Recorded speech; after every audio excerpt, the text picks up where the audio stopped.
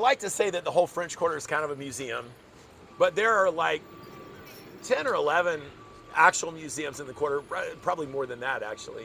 And there are a number of them are really, really interesting. Now, a little bit out of the quarter, there are a couple of things in New Orleans that are like world class. And one of them is the World War II Museum. And if you're going to see that, you need a day at least. You could easily spend more than that. But if you're interested in anything to do with World War II and that kind of stuff, it's like Smithsonian level kind of stuff, like museum.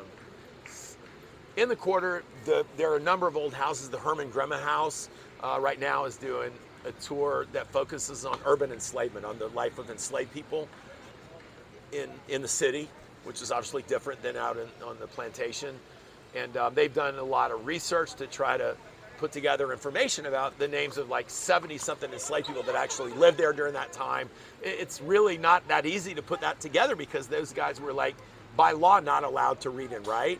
So it's kind of amazing they've been able to compile those records, and they're doing that. You have just on either side of St. Louis Cathedral, you have museums. On the left side, the Cabildo is a state history museum. Their prize thing is Napoleon's death mask. And then on the other side, the Presbytery, which means the priest's house, because that's what it was built to be in the 1790s. Turns out no priests lived there, but now there's a Mardi Gras museum on the top and a Hurricane Museum on the bottom. The BK House, the Beauregard Kais, there are just so many amazing stories that took place there in that one house. And then the old convent across from that is another amazing museum.